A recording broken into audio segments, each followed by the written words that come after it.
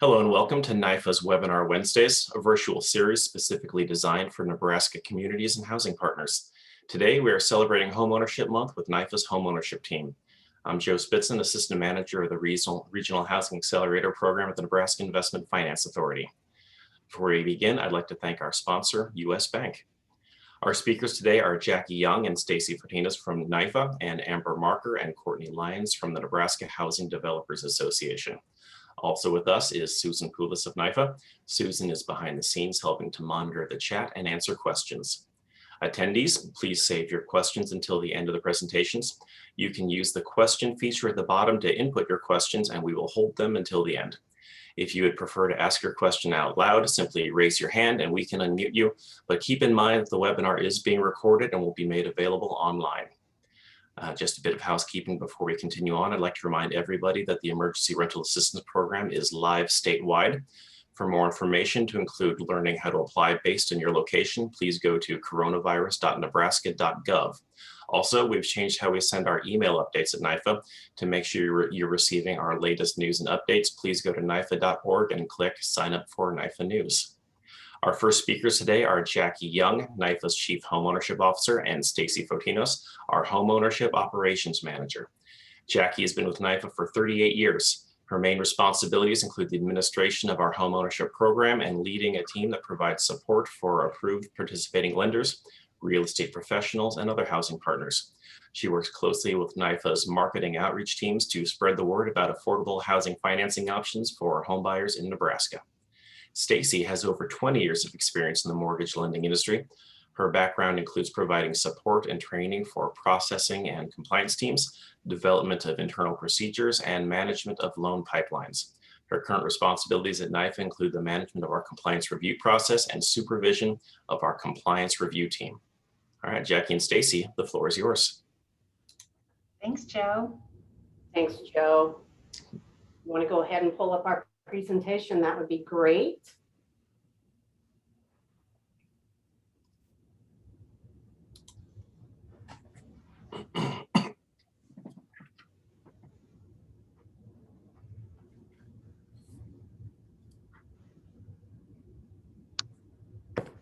So hello, everyone.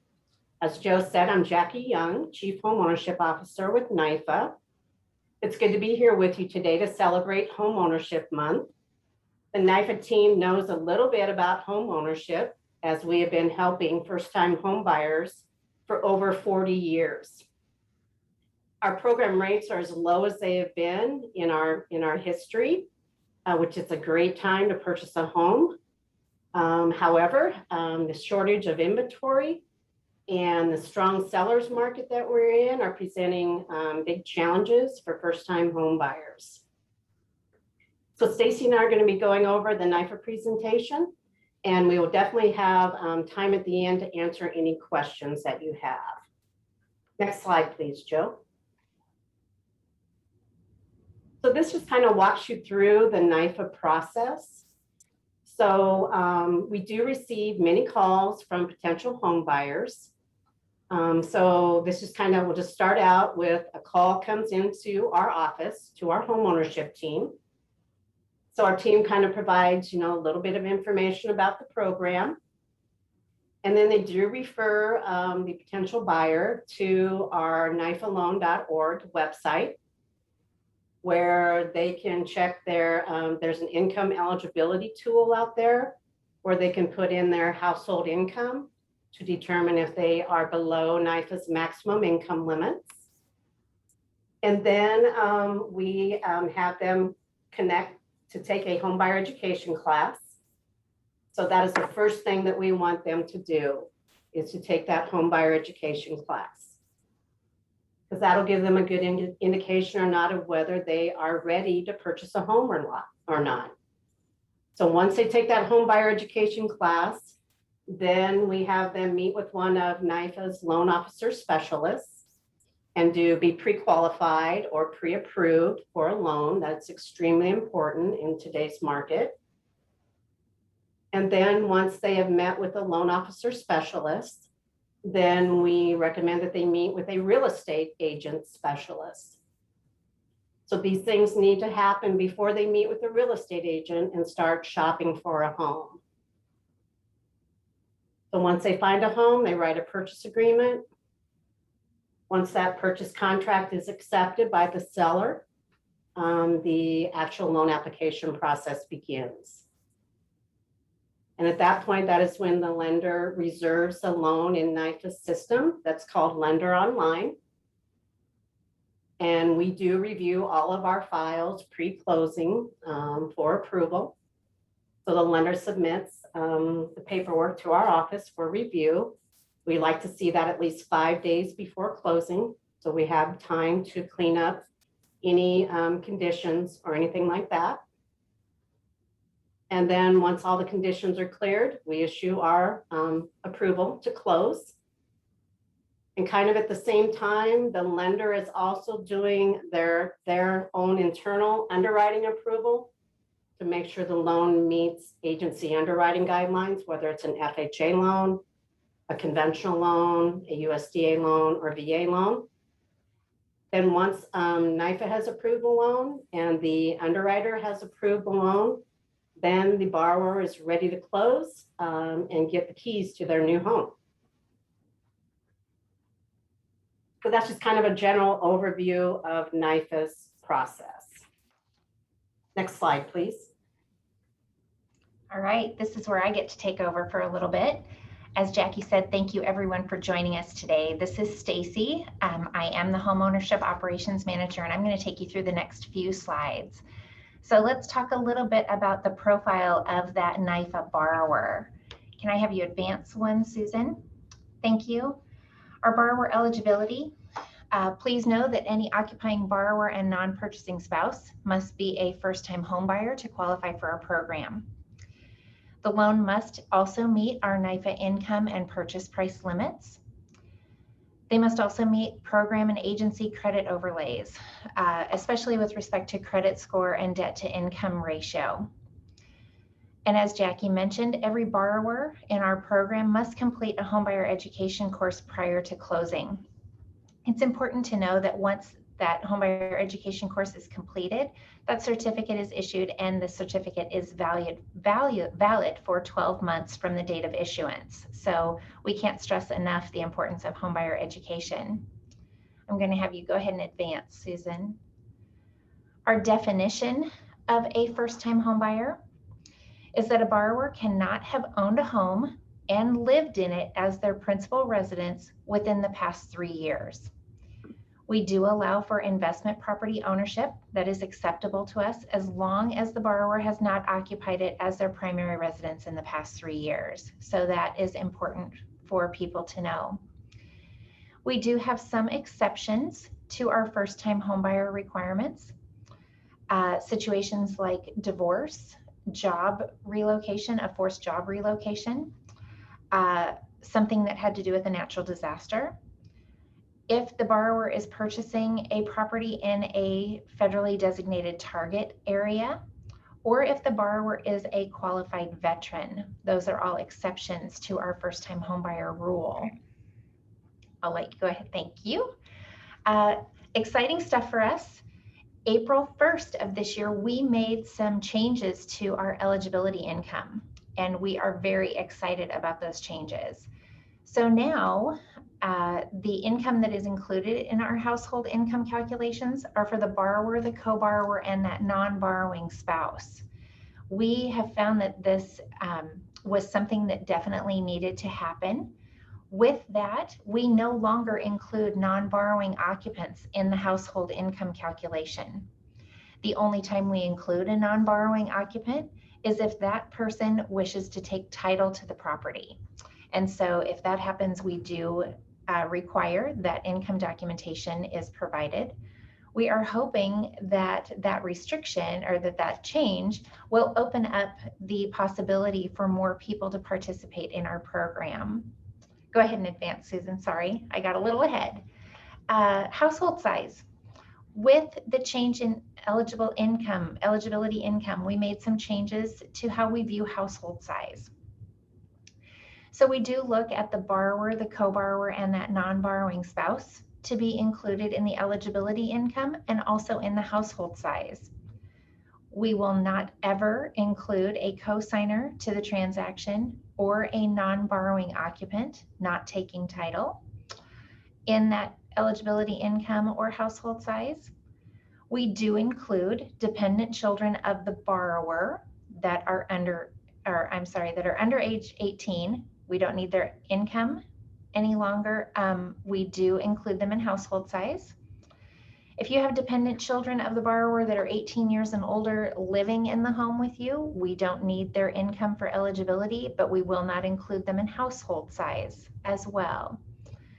And dependent children of a non-borrowing occupant are not included in either the eligibility income or in the household size. I'll let you go ahead and advance, Susan. Let's see here. I want to make sure, am I taking this one, Jackie? I think I am. Yep, this is me. I just want to make sure that we are staying on track and I'm covering the right pages. So let's talk a little bit about our first mortgage programs. Our first home program, this is for properties that are located in what are considered non-target areas. They can be used with any government product, as shown here, FHA, RD, and VA, as well as a conventional loan product. And just know that you can also layer down payment assistance, subordinate financing from other sources along with this program. So, you know, we work with nonprofits, et cetera. We can use those subordinate financing options, Federal Home Loan Bank, for example. I'll have you go ahead and advance, Susan. Our first home targeted program. This is also for properties that are located in those federally designated target areas. Some of those areas are located in the counties listed here in Lancaster, Douglas, Adams, Jefferson, and Scottsbluff counties. This is based on census tract numbers, so please know, for all of you listening, that not every property within those counties is designated as a target area property, but only certain census tracts. This program can be used again with every government product out there, as well as conventional loan products. If you are purchasing in a targeted area, our first-time homebuyer requirement does not apply. We do offer a lower interest rate on our first home targeted program. And again, you can layer down payment assistance, subordinate financing from other sources with this. Also know with this program that our income and purchase price limits are higher than our first home program. Go ahead and advance. Our first home grant program, we are very excited about this program and we have been trying to get the word out to everyone. Our first home grant program is for properties that are located in both non-target and those federally designated target areas. Same rule, all government and conventional loan products are eligible. You do have to be a first-time homebuyer to be eligible for the grant program. We do offer a lower interest rate here. The part of the qualification is that you must meet the 50% AMI income limits to qualify for our grant program. And I have some of the Nebraska counties listed in the upper left corner just to show you what those examples might look like for the two major metro areas, as well as a couple of other counties in western and in central Nebraska. Please know that our grant amount is a $5,000 grant.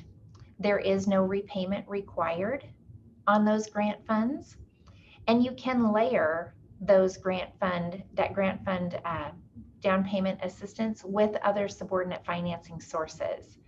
You cannot layer this with our HBA program that we'll talk about in just a minute, but we are excited about offering this to some of our lower income folks in the state of Nebraska. I'll let you go ahead and advance. Our military home program. This program does provide NIFA's lowest possible interest rate. It is currently only available with government loan products, FHA, VA, and RD. And a little bit about who qualifies and how that looks. If you have an active military member in any branch, that active military member must meet our first-time homebuyer requirement.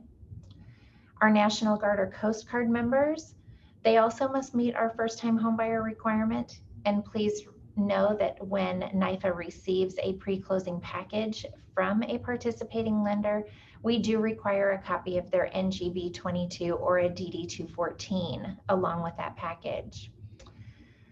Our qualified veterans in any branch, those qualified vets do not have to be a first-time homebuyer. They must have served in the active military and they must have been honorably discharged. They can, however, be on active duty again, either within the same or a different branch of the military. And again, when those pre-closing packages are submitted to us, we do require a copy of their DD 214 along with that package. Thank you. Let's see here, our second mortgage program.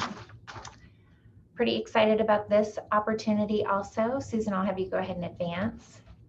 Our Homebuyer Assistance Program. This program is designed to provide down payment and closing cost assistance to our first-time homebuyers. It can be used with any government product as well as a conventional loan product. A little bit about it, the loan amount for the Homebuyers Assistance Program is not to exceed 5% of the purchase price with a maximum cap of $10,000. So any homes being purchased over the $200,000 mark with that loan amount, the maximum HBA amount can only be $10,000. One of the lovely features of this program is that the interest rate is at 1% of that loan amount at 1%, and it amortizes on a 10-year term. The minimum borrower investment is $1,000. So if they have the $1,000, that's great. If they don't, we allow for gift funds to cover that $1,000 investment. These loans do have to meet all first mortgage agency underwriting guidelines. And just know that homebuyer assistance funds cannot be used to pay off any existing debt of the borrower. One thing to note is that approximately 60% of all of our NIFA borrowers use the Homebuyer Assistance Program. So we have a great following there. It's a great program for people trying to purchase. I'll have you go ahead and advance. A little bit more information about our Homebuyer Assistance Program. People often ask us how we calculate that $1,000 investment. We look at the earnest money that is put down with the contract. We look at any items that are paid outside of closing by the borrower. We also look at any deposits that are collected by the lender. For example, perhaps there is a fee collected to offset the cost of the appraisal. We take that into consideration. We also look at any cash that is brought to the table at closing. As far as regulation items, these homebuyer assistance loans are not assumable. They cannot be subordinated, and they do require federal disclosures to be issued to the borrower. That initial and final 1003, as well as a loan estimate and a closing disclosure. We do request, oh, sorry, can I have you go back? Just thank you. Cash back at closing. If you find that you have the borrower getting cash back at closing, we do ask that that HBA loan amount be reduced so that you can avoid cash back, but still must meet that $1,000 minimum investment. And now I'll let you forward that, Susan. And I am going to turn it back over to Jacki so she can talk about our signature products. Thank you, Stacy. Next slide, Susan.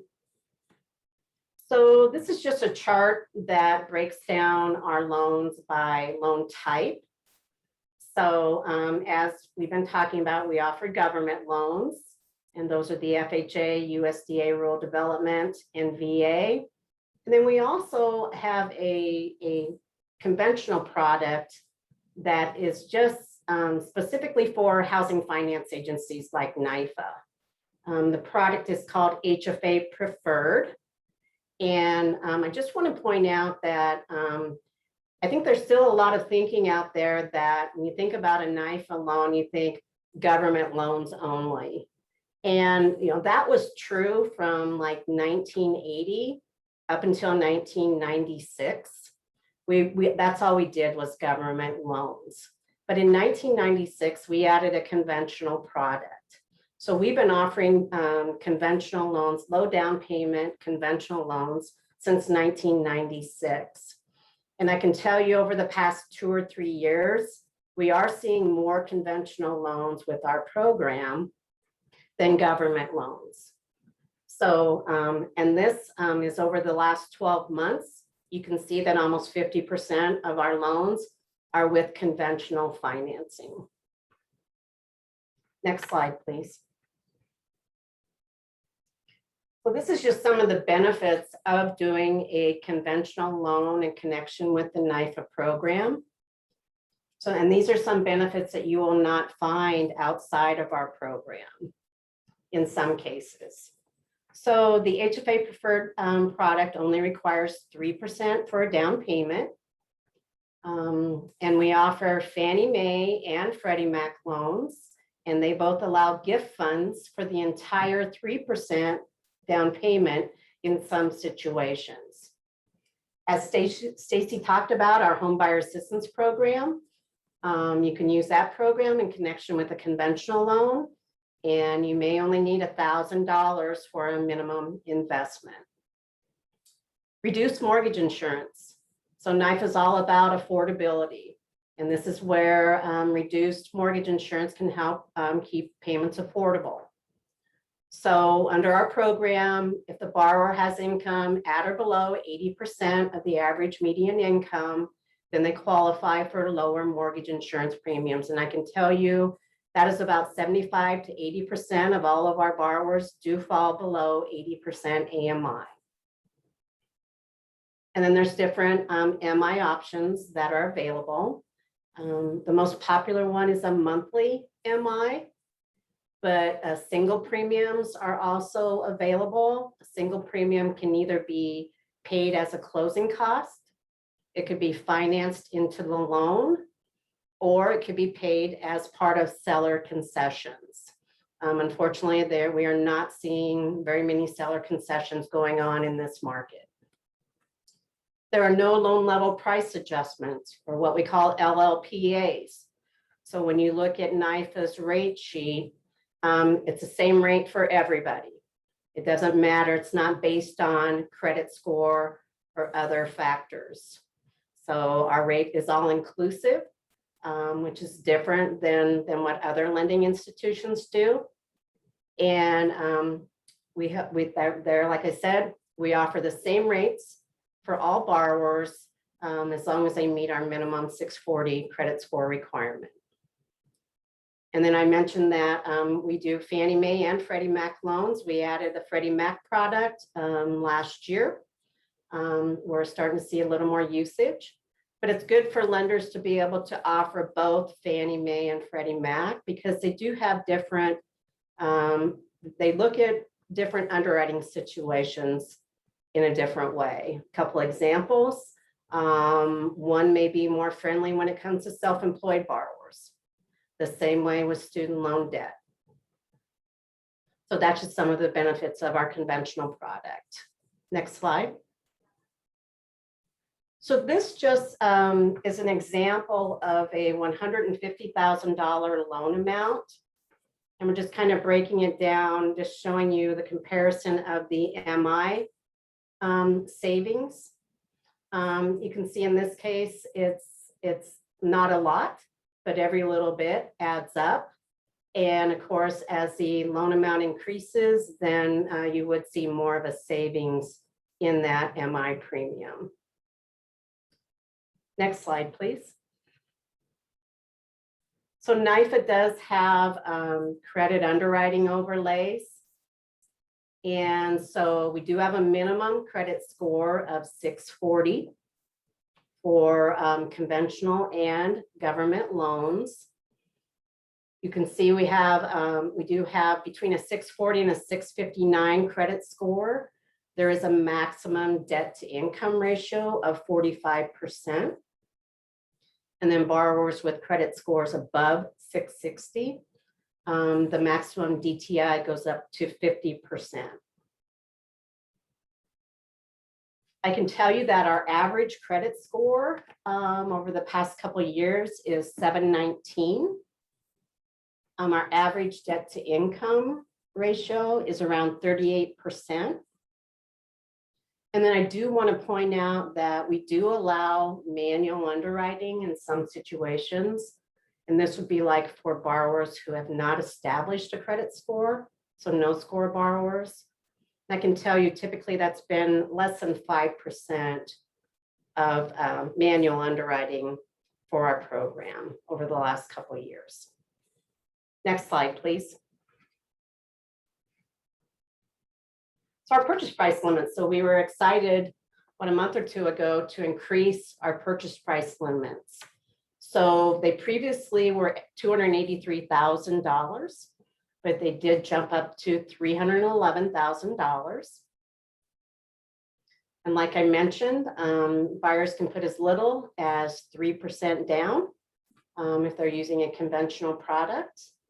And if they're using HUBA financing, then it may be as little as $1,000 into the transaction.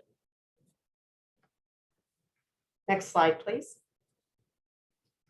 Okay, so we're going to talk a little bit about home buyer education, which is NIFA. The NIFA team is very passionate about home buyer education. So, and we did update our requirements on February 15th of this year to make sure that we were in alignment with new Fannie Mae and Freddie Mac home buyer education requirements. But we do require all borrowers signing the promissory note to take an approved home buyer education class prior to closing. The class must be on NIFA's approved list in order to be acceptable. And the completion certificate is valid for a 12-month time period. So we want to stress over and over and over again, all borrowers should complete a class as early in the process as possible. There's so many things that they can learn about with home ownership if they take it before they start shopping for homes and signing a legally binding contract. Next slide, please. Okay, so the new education provider requirements, like I said, these are dictated by Fannie Mae and Freddie Mac. But the education provider must either be a HUD-approved counseling agency, or the class must meet the national industry standards. So there are two websites that NIFA monitors to make sure that our provider list is accurate.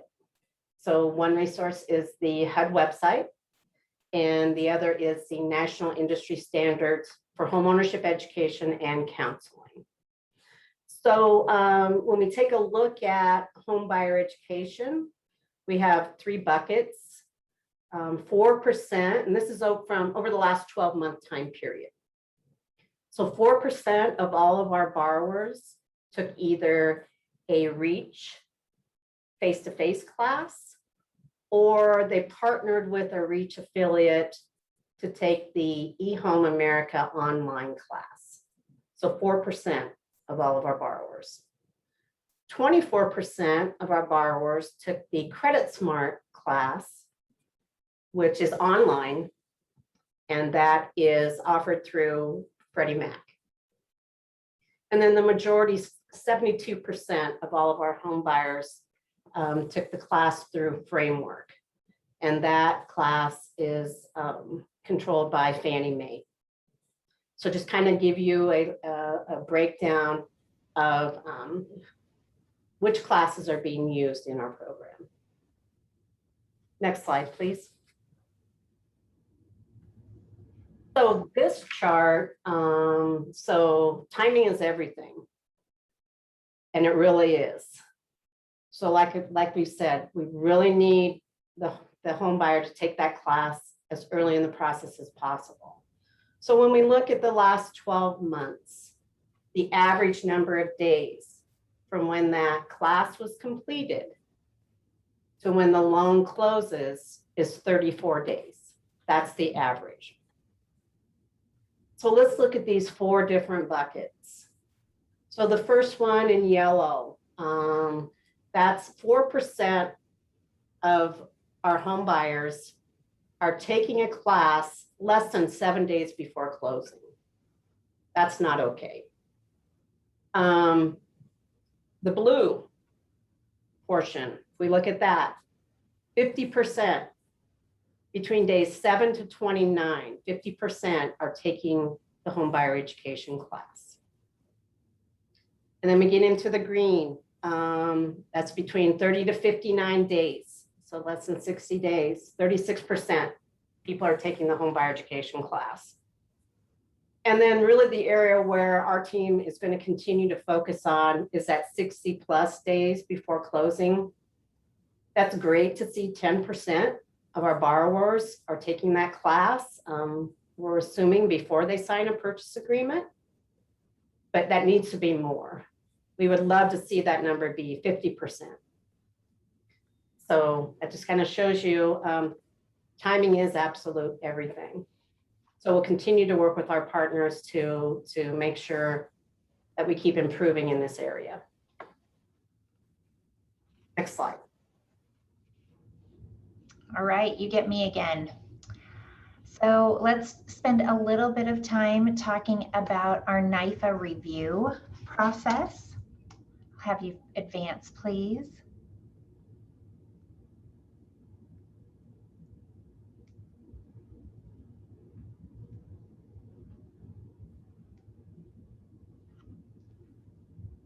Are you able to advance that, Susan?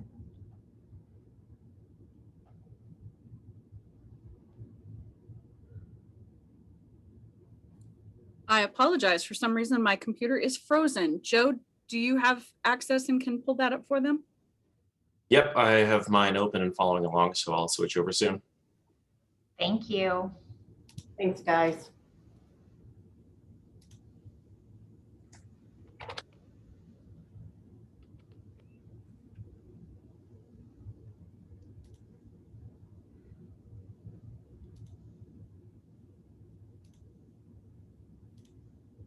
Let me know when you can see. I can see that. That's perfect. The joy of technology, and this is why you have your presentation in multiple places for those that are considering presenting. Our NIFA closing timelines. We took a look the last year, over the last 12 months. First of all, the average number of days from the time someone reserves a loan with NIFA to that closing date where the borrower gets to take possession of that property is approximately 41 days. So we like to, we hear a lot that it takes longer to close a NIFA loan. And this, as the saying goes, the proof is in the pudding. We are right in the same area that every other loan file out there on the market is to get to closing. You can see the breakdowns here by the amount of time. Less than 30 days, 19% of our loans close in less than 30 days from reservation to closing. We sit at about 49%. Approximately half of our loans close in that 30 to 44 day window from reservation date to closing. From 45 to 60 days from reservation to closing, approximately 22% of all of our loans fall into this category. And we have a small percentage, that 10%, where they are 60 days from reservation to closing. So we feel like we are in a great place with our NIFA program. We're doing all we can to continue to streamline our processes to make everything easier to get that borrower into that home. I'm going to have you go ahead and advance, Joe. Perfect, thank you. A little bit about how our compliance review timelines look. We do offer next business day review on any pre-closing new file and any conditions that go along with previously reviewed files. We also offer next business day review on our post-closing new files and any conditions from previously reviewed files. We do try to accommodate rush reviews as much as possible. We do our very best there. One thing that our team does like is that we try to provide the customer support necessary to meet those scheduled closing deadlines. With that in mind, we do give a priority status to any reviews that are in the HBA closing file submission bucket. With our HBA loan program, we do require, it is a mandatory review, that we take a look at the balanced closing disclosures for those files. We want to make sure that the appropriate required investment has been met and that all the fees that are associated with that program or with that file fall in line with our requirements. Keep in mind, we also look at every CD after the file closes when we get that post-closing file in. We have been known to ask that somebody refund money to a borrower if those fees have been exceeded. So keep that in mind for anyone who's listening. I'm going to have you go ahead and advance one more, please. And that was my short little stint on the review process. I'm turning it back over to Jacki. She's going to talk to you a little bit about our NIFA milestones and bring us to the end of our presentation today. Thanks, Stacy. All right, so we have a couple milestones we would like to share with you. So next slide, please. So as of the end of May, NIFA's Homeownership program, which our inception date was 1980. We've been helping homebuyers, as I mentioned, over 40 years. We reached the 95,000 households served milestone for NIFA's program, $6.7 billion. This is super exciting for a small state like Nebraska. When you compare Nebraska to other housing finance agencies, when you look at our population, we're producing as many loans in Nebraska as any other housing finance agency. So yeah, when I first started here, I'm like, we're going to run out of first-time home buyers, but thankfully we have not. So 95,000 plus served since the beginning of the program.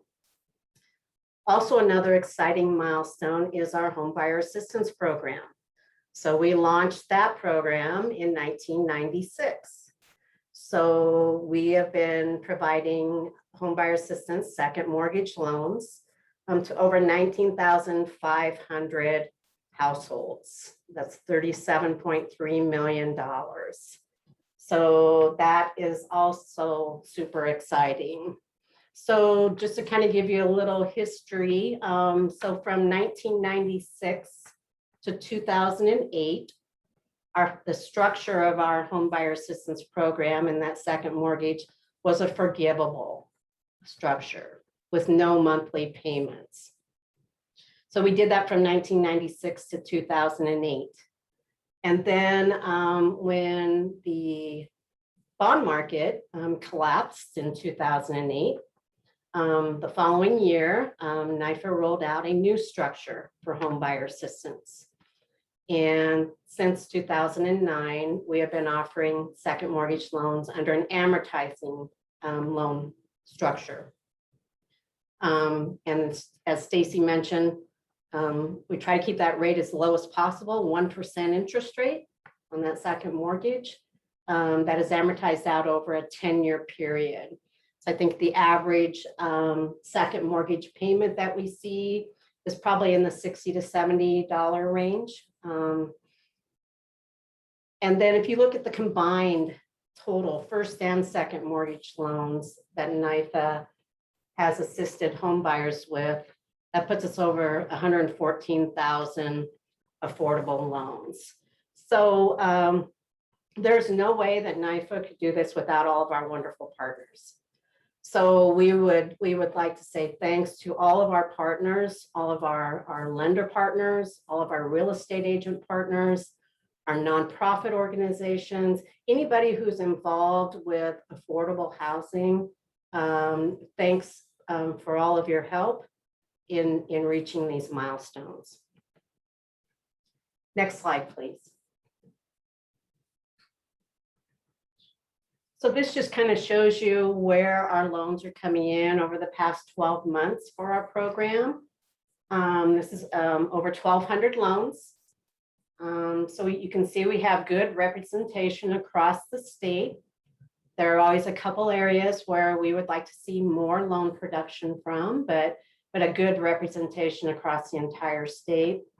Our average loan amount over this 12-month period was around $145,000, but I can tell you that it continues to increase. So if we look at just 2021 year to date, our average loan amount is over $160,000. And then if we look at the breakdown between urban and rural, you can see it's 56% and 44% respectively. All right, next slide, please. And one more. So this is a NIFA homeownership team that I have the privilege of leading, a wonderful team. These guys are very passionate about homeownership and providing a high level of customer service. So please reach out to any of us if you ever have any questions. And we look forward to the presentation with Courtney and Amber next. Thank you.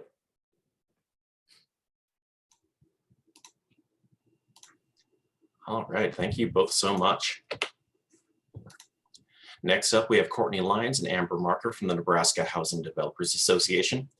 Courtney began her new role as executive director back in April. She previously worked as a staffer for multiple senators at the Nebraska legislature, where she got the opportunity to work on several bills related to increasing access to affordable housing.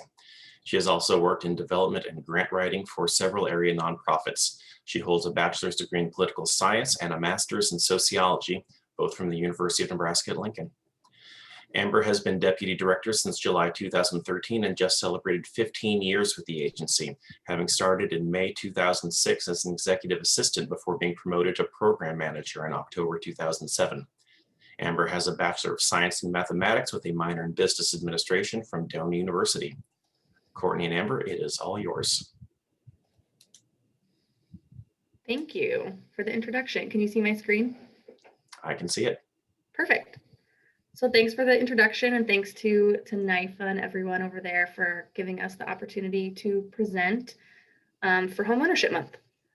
Is there actually, sorry, is there a full screen option right now? We see your entire browser window. Sure. Does that work? Perfect. Looks good. Great.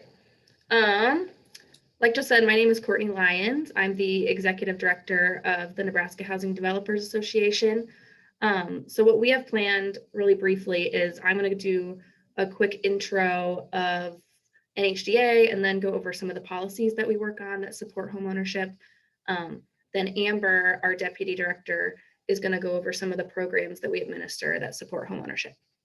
So we are a nonprofit organization that's made up of over 70 members across the state who are committed to the development and availability of affordable housing for all Nebraskans. We were founded in 1996 with the original intent of advocating for continued funding for CHODOs, and that's the Community Housing Development Organizations. Here we go. So since then, our membership has expanded to include a wider variety of organizations that are all involved in providing affordable housing across the state. So that includes nonprofit and for-profit developers, but also nonprofits that provide housing services to low and middle income families, housing authorities, government agencies, and economic development organizations. So this here is just a small snapshot of some of our members, at least the ones whose logos I had kind of handy. But like I said, there's 70 across the state. And quick plug is right now, Amber and I were holding our membership drive. So thanks to all of our members who are on the call, including NIFA. And if you think that you'd be interested in becoming a member, just reach out to us. Our contact information will be at the end of the presentation. So we kind of operate in three different areas of focus for our work. So the first, and one that I'm mostly involved with, is awareness and policy work. So we advocate on behalf of our members for policies that increase access to affordable housing and kind of help tell our members' story to the public of the good work that they're doing to increase access to affordable housing. So these efforts are mostly at the state legislature, but they can also be at the local and federal level as well. Part of this bucket is also spreading awareness to policymakers, especially now, about the need across the state for more affordable housing and possible policy solutions to address the lack of it. We also try, and NIFA knows this, we also try to work as a good communicator and partner with DED and NIFA to kind of communicate between them and our members about any issues that come up in the allocation or grant process or any other things that come up. The second bucket that we have are collaborative housing initiatives. So we also, in addition to policy work, we administer programs directly to organizations and individuals. And this includes down payment assistance programs, programs on home buyer and tenant education, and grant programs that provide funds for home maintenance and home rehab. So this is what Amber is in charge of, and she'll be going over our programs in more detail in a moment. Then the third kind of bucket that we work within is technical assistance and training. So this includes kind of that individualized assistance, accessing state and federal funding for our members, help with program compliance, and statewide coordination on housing issues. So like I said, a big focus of what we do is policy and advocacy work. And part of our effectiveness is kind of pooling all of our voices and trying to shape policy that supports better access to affordable housing. So because it's Homeownership Month, I thought I would touch on some of the policies that we work on that help support homeownership. So there are kind of three main methods policy-wise that the legislature and policymakers can use to support homeownership. The biggest way we do this is just to simply create and expand state funding streams that support the building of affordable homes and home rehab. So I'll touch on this a little bit on the next slide, but the main example of this is the Nebraska Affordable Housing Trust Fund.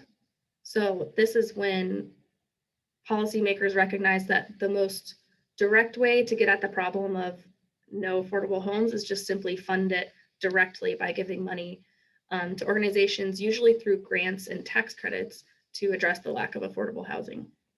So the idea is then when there's more housing available, and specifically more affordable housing available, that will naturally facilitate homeownership just by having more homes available to purchase for more families, especially in communities across the state where housing is really scarce or housing is really expensive.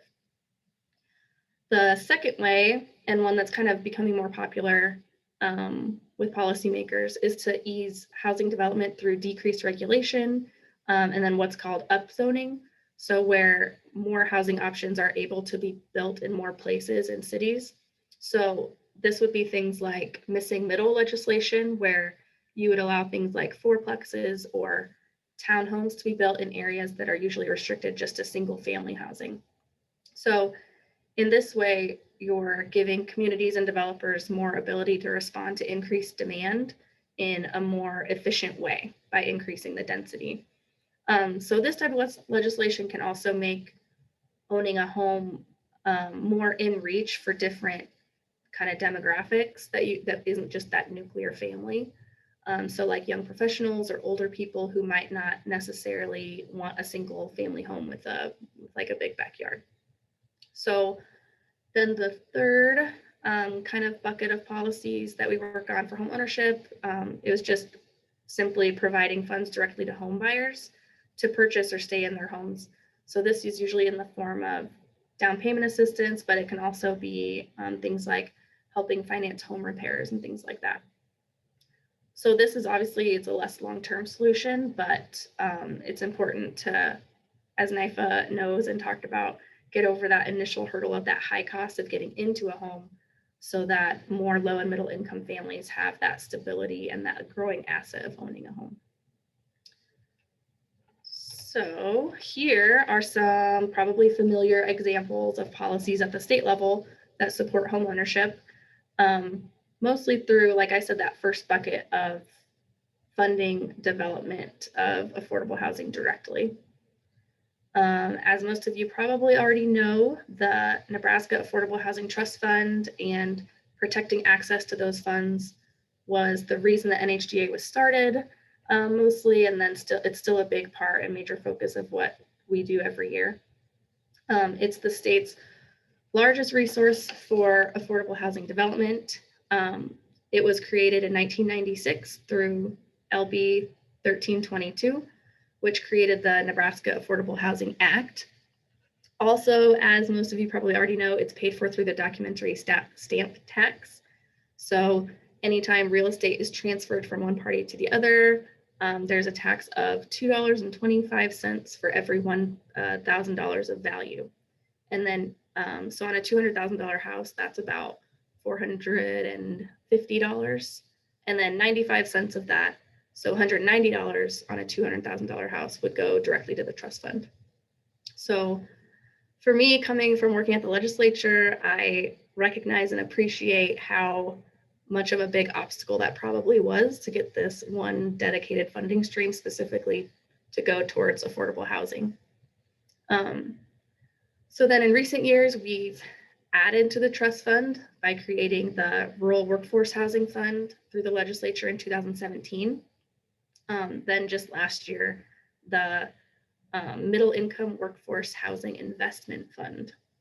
So like the trust fund, these are funds that are given in the form of grants from DED to support the development of affordable housing. The Rural Workforce Housing Fund for smaller, more rural communities, and then the Middle Income Workforce Housing Investment Fund for the 3 bigger counties. Although unlike the trust fund, these don't have that dedicated ongoing funding source to draw from every year. So part of our job too is convincing senators to keep them funded year to year. So I already talked about kind of missing middle zoning type legislation as an example of that second policy bucket, but then an example of that third one of providing funds directly to individuals for home buying is a bill from a couple years ago, LB 88. And that bill provided a $5,000 income tax credit for individuals purchasing homes in areas that are designated as extremely blighted, as long as that home is their primary residence. Tax credits are always another good way to help incentivize individuals in addition to that more direct assistance. So lastly, I didn't want to end without kind of mentioning a lot of what we're working on right now, and that is focusing on the pandemic recovery funds that are available to states in response to the pandemic. So previous funding, like the CARES Act funding, was focused mostly on emergency rental assistance. But the American Rescue Plan guidance, that's the most recent pandemic response federal legislation, the guidance just came out, and it made it clear what we're learning is that more expanding it outside of that emergency rental assistance to more home buying, things like the development of affordable housing, like we talked about, and mortgage assistance and things like that is going to be allowed as an expense under that funding. So what we're doing right now is working with senators and all of our members and just trying to make that known that that's kind of something that you can use these funds for, and that we should, because of kind of the what we're in now with the high cost of housing and the lack of housing available. So that's it from me. I will turn it over to Amber to talk kind of about our programs. Okay, Courtney, if you want to go ahead and advance the slide. Yep. Thank you. Okay, so the first program I'm going to talk about today is REACH. And Jacki touched on REACH and homebuyer education a little bit already, but I'm going to go into more detail about what exactly it is. So REACH stands for Readiness Education Awareness Collaborative for Homebuyers and Homeowners. It was established in 1997 as a collaborative to remove barriers to homeownership through a statewide education delivery system. It was created to help homebuyers achieve and maintain homeownership. So in 1997, they also adopted 16 uniform standards and those standards are the basis for the home buyer education that's delivered. REACH is comprised of a REACH Education Council that serves as the advisory body for REACH. The members of this council currently include USDA, Family Housing Advisory Services, HUD, NHDA, and NIFA. NHDA is the lead agency for REACH, which is why we are presenting on this today. We coordinate the statewide efforts, we collect the statewide data, and we obtain resources to support the REACH affiliates. And we make sure that education meets the needs of lenders and lending products such as NIFA. Most importantly, REACH includes 16 REACH affiliates who are the homebuyer education providers. They are located across the state of Nebraska. And they are required to schedule a minimum of 1 8-hour course each quarter. And since COVID's hit and times have changed over the last few years, more and more people are now taking homebuyer education online. And so REACH has approved eHome America as the online tool that meets those same 16 uniform standards. Homebuyers can now take homebuyer education either face-to-face from one of the REACH affiliates or through a REACH affiliate on eHome America. Courtney, go ahead and next slide, please. So the number of REACH affiliates have grown over the years. Here's a list of those current 16 REACH affiliates across the state. These REACH affiliates have provided quality homebuyer educations to tens of thousands of homebuyers in the state of Nebraska over the years, many of which remain in their homes today, thanks to the homebuyer education they received. Those listed with the asterisks are REACH affiliates that are currently eligible to provide homebuyer education for NIFA and Federal Home Loan Bank of Topeka. The other organizations are working on getting requirements done to be able to provide the education for those entities as well. Our hope is that we can have all of those affiliates on the same level by 2022. So by next year, we hope that everybody can provide the homebuyer ed for Federal Home Loan Bank and NIFA. The REACH affiliates contact information, service area, and class schedules can be found on our website under Collaborative Housing Initiatives and Homebuyer Ed. If you're an organization that provides homebuyer education or would be interested in being part of this collaborative, please reach out to Courtney or myself, and we can get you some more information on it. Next slide, please. You want to go ahead and push play. This is just a Have you thought about buying a home but don't think you can afford it or don't know where to start? REACH can help. REACH is a network of Nebraska nonprofits providing education home buyers need to make sound decisions, learn how to choose the right home, and how to prepare for upfront costs. Learn about credit, housing loans and applications, home maintenance, rights and responsibilities, and much more. Is your home in foreclosure? REACH can help you too. Find out more at housingdevelopers.org. Click Homebuyer Ed and find your nearest REACH affiliate today.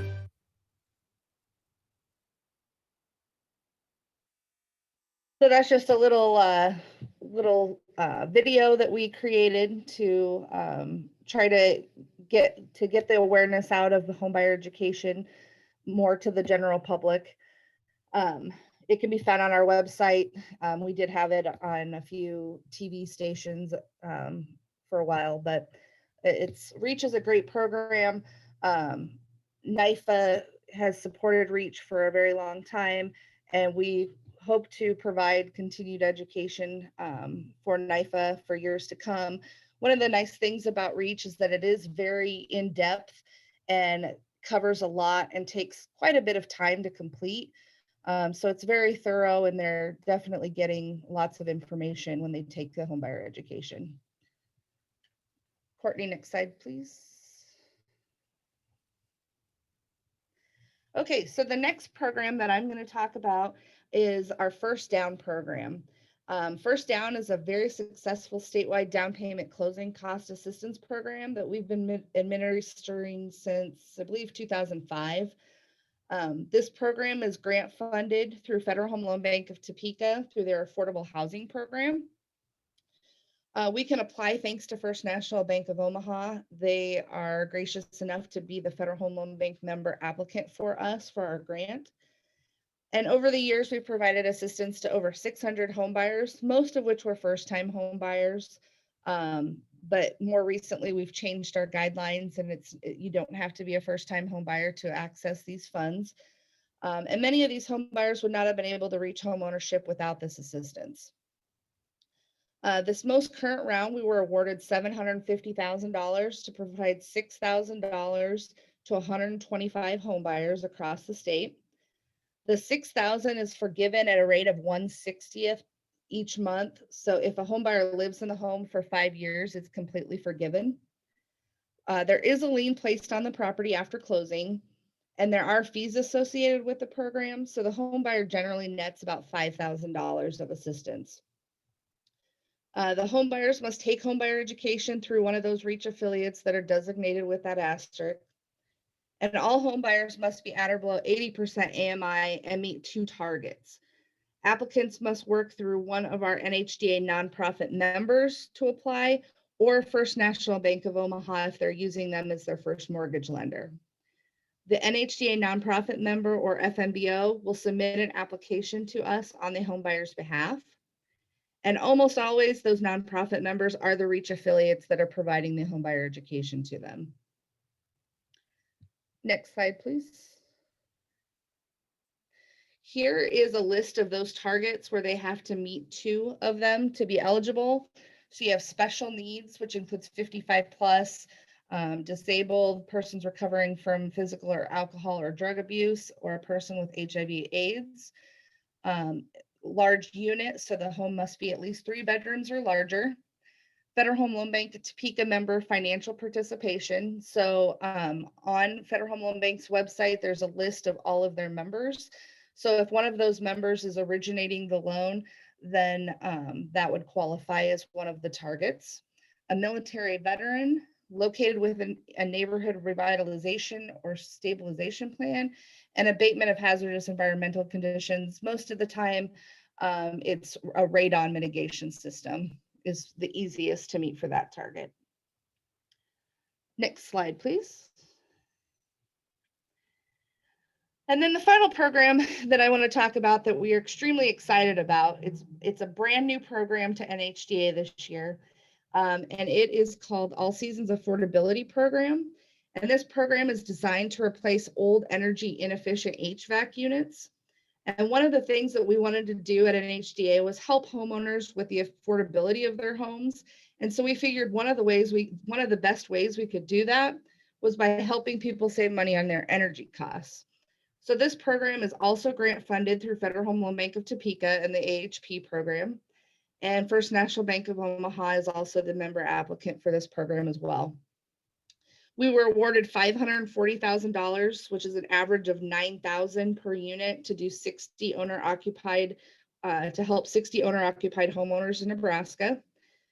This is the cool thing about this is a 100% grant to the homeowner. So there's nothing paid back. They just receive all of that money they receive the money to replace their HVAC units, and at no cost to them.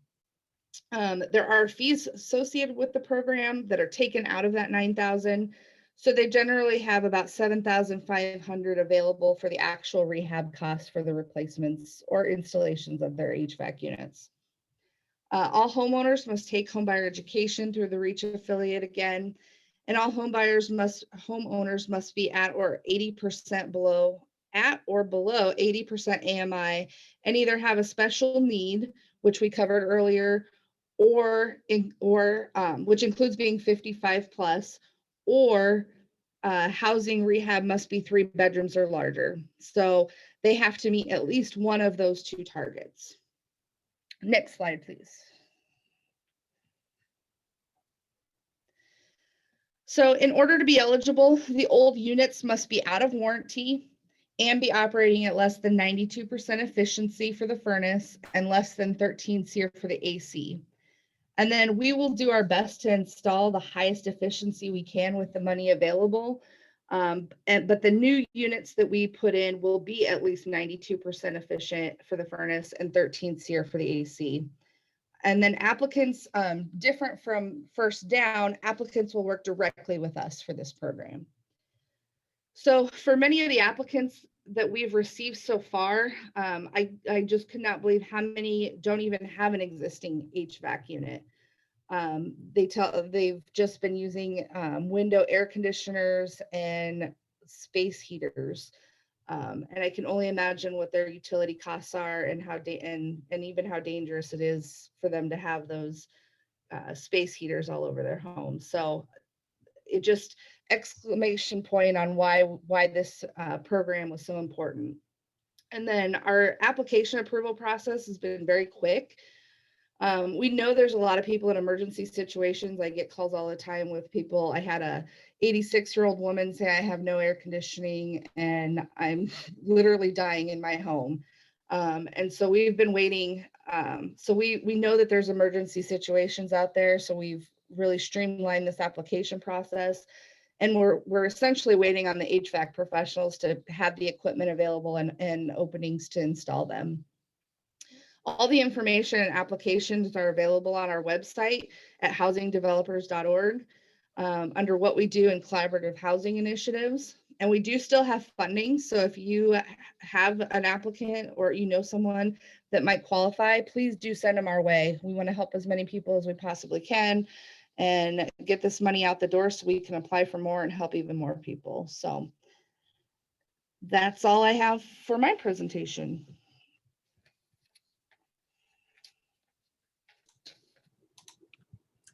Well, thank you both so much. I just have a quick Q&A session if you can flip your cameras back on.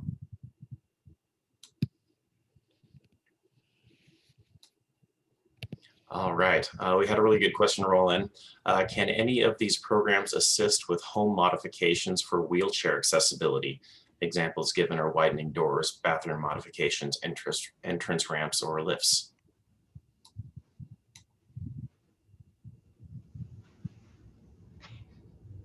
I will say No. that none of our programs can.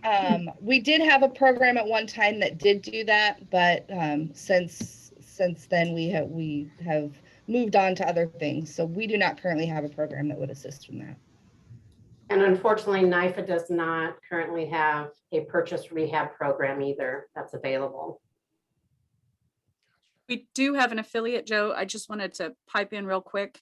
Assistive Technology Partnership in Lincoln does have programs to help with universal accessibility issues, and we'd be happy to get that information out to anyone who's interested. So please let us know if you would like further information, and we'll help you contact the appropriate parties at ATP so that they can assist you in whatever needs are necessary. Wonderful. I guess listening to the presentations, I was thinking about how I probably could have bought a house 7 years earlier than I did and built equity that would be with me today. What do you think people should be looking at about themselves and considering when they're going to, I guess, think about moving from renting to homeownership?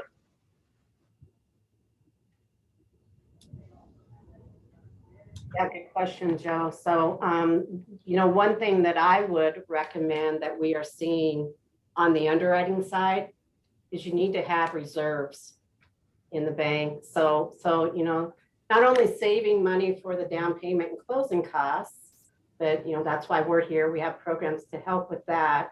But it's important to not deplete all of your savings to close on the home. You need to have an emergency reserve fund. And from the underwriting side of things, it seems like 2 months is kind of the key. So underwriters like to see home buyers have at least 2 months reserve sitting in their account after closing. So that would be my recommendation if you're thinking about buying a home, is not only, getting up into getting to purchase the home, but having that cushion after you're in the home. Gotcha. Anybody else have anything to add to that? All right, turning to homeownership education. Other than eligibility for certain programs, what benefits can people expect from being better informed homebuyers? Well, the only things that I would say, based on the homebuyer education courses that we have taken here that are offered, that we require for our program, homebuyer education will teach you the importance of good credit, how to build good credit, what to look for when you're purchasing a home, helping you write that offer, how to stay in your home, all of those kinds of things. Am I missing anything really critical? Amber and Courtney, you can probably attest to the things that I've said, just the importance of knowing what you're getting into and what to expect, how to get there, how to get yourself ready, budgeting, that kind of thing, which also leads into what Jacki said about the importance of reserves. It's super exciting to get into a home, but you don't want to be house poor once you get there. Those would be my comments about that. Yeah, and I ditto what Stacy says. It's really an all-inclusive from beginning to even after you have been in your home, and everything in between. And it helps them extremely get through that process. A lot of people have no idea what they're doing when they're going through this for the first time, and so it really gives them the opportunity to have some kind of understanding what they're getting into and how to navigate the whole process.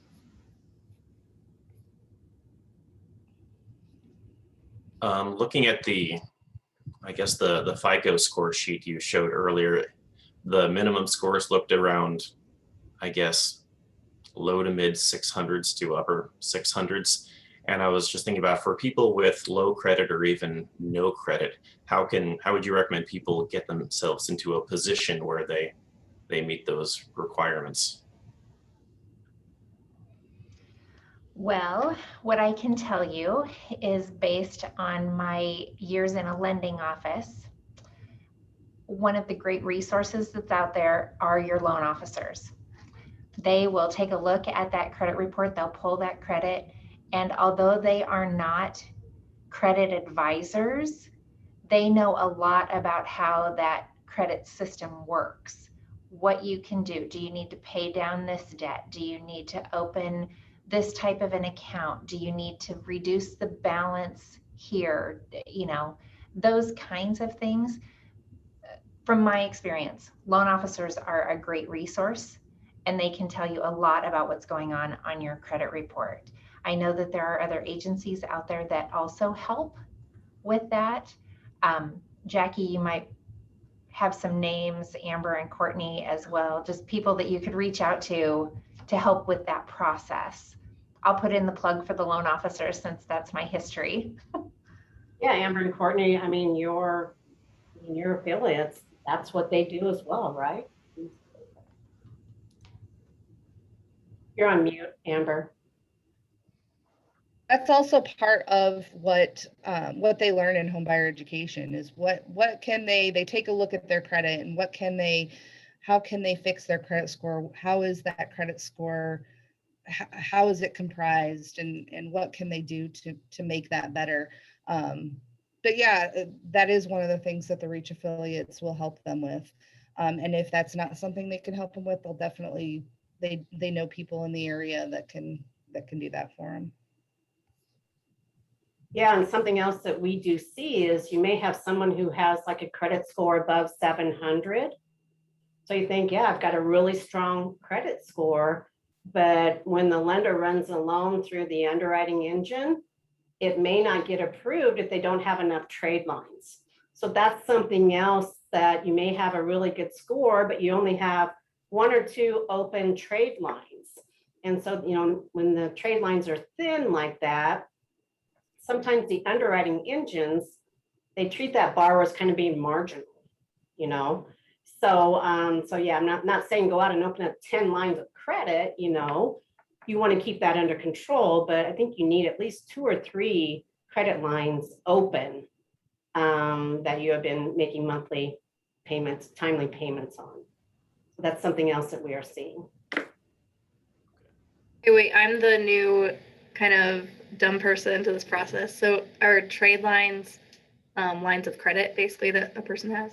Open accounts. An open Okay. account, like an installment loan or, you know, student loan, car payment, anything like that. So. Gotcha. Wonderful. Courtney, I know you tend to watch the legislature. Is there anything happening right now that we should be keeping our eyes on that could affect home buying?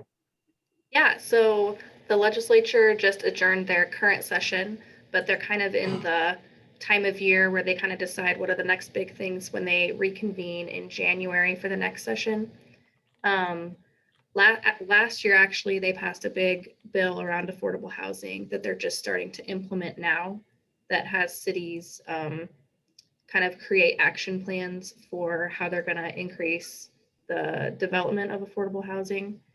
And then, like I said, kind of all the nonprofits are kind of scrambling to talk to senators and the governor on how they're going to spend the American Rescue Plan funds. So I'm hoping that we're going to be able to get some of those funds to kind of